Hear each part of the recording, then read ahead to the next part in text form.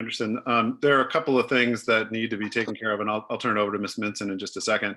But as you'll recall, there was an easement that came before you for Dominion not too long ago, so we could get power to the high school. Now there are two more that need to come forward. The first is the Verizon easement, and then there'll also be a Cox easement.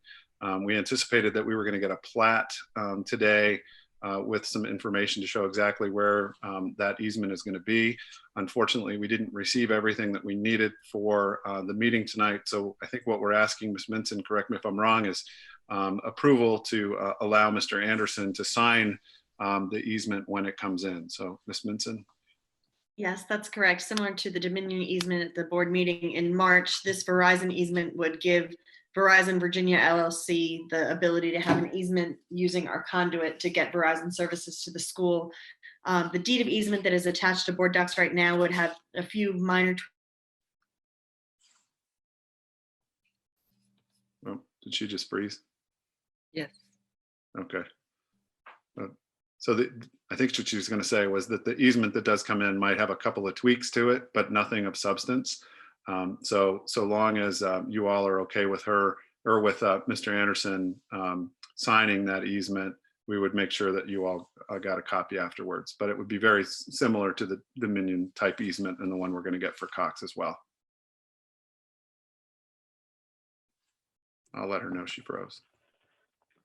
Thank you, Dr. Noonan. Are there any comments from anyone? And just for reference, I am going to move to a different place as my internet seems to be becoming unstable as well. So I'll be right back.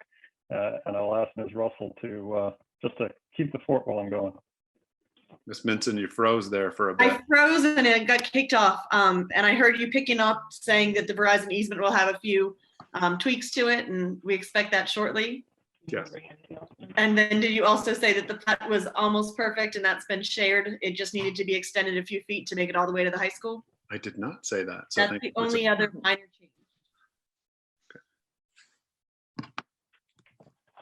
Thank you, Okay, Ms. Minson, and thank you. Oh, Greg's back. I am managed to move to another place. Sorry for the delay. Thanks. So are there any comments or questions from anyone on the board with respect to this easement? I'm not seeing any comments or questions. I had no concerns of my own, so I would entertain a motion at this point.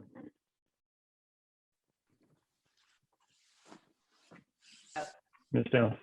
I'm Chair Anderson. I move that the school board authorize the school board chair to sign the deed of easement between the Falls Church City School Board and Verizon Virginia LLC as presented, subject to changes approved by the superintendent that do not materially adversely affect the school board's position. Second. Thank you, Ms. Downs, and Ms. Russell with the second, I believe.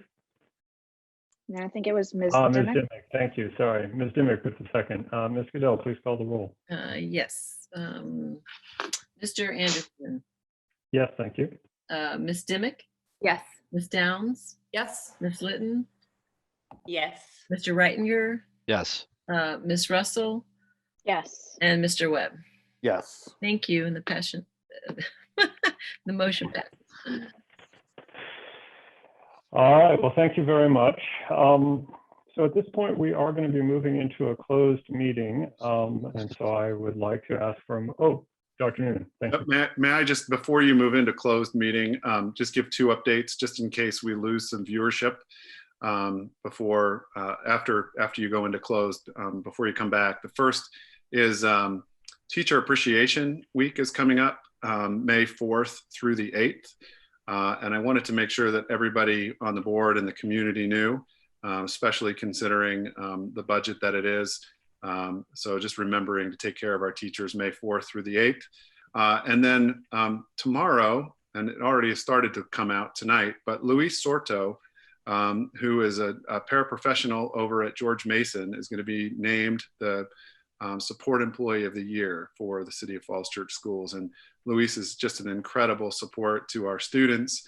I had a really nice conversation with him on the phone tonight. He's very excited, and we're excited to name Luis as our Support Employee of the Year. So thanks for letting me do those two updates real quick.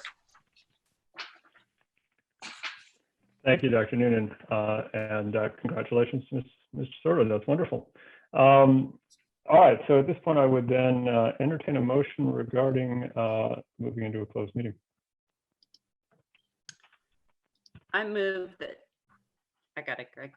I move that pursuant to the Freedom of Information Act, I move the board convene a closed meeting for the following purpose: to discuss or consider the identified subject matter, student matter under 2.23711A2, in particular, discussion or consideration of a matter that would involve the disclosure of information contained in a scholastic record concerning any student of any state school system.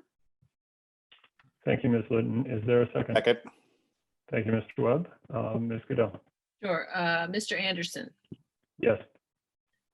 Ms. Dimick, Yes. Ms. Downs, Yes. Ms. Litton, Yes. Mr. Reitinger. Yes. Thank you. Ms. Russell Yes. and Mr. Webb. Yes. Thank you. All right, thank you very much.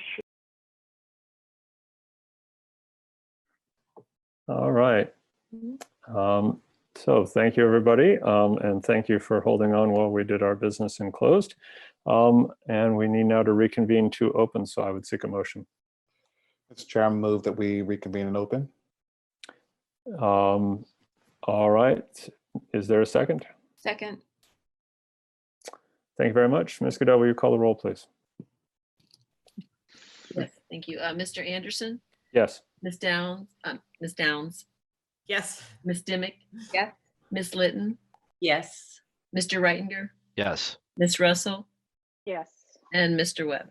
Yes. Okay, thank you. Thank you very much. So we are now convened again in open, and I would seek a motion certifying the closed meeting. Whereas the Falls Church, whereas the Falls Church City School Board has convened a closed meeting on this date pursuant to an affirmative recorded vote and in accordance with the provisions of the Virginia Freedom of Information Act, and whereas section 2.2-3711B of the Code of Virginia requires a certification by the school board that such closed meeting was conducted in conformity with Virginia law. Now therefore be it resolved that the Falls Church City School Board hereby certifies that, to the best of each member's knowledge, 1, only public business matters lawfully exempted from open meeting requirement or by Virginia law were discussed in the closed meeting to which this certification applies, and 2, only such public business matters as were identified in the motion convening the closed meeting were heard, discussed, or considered.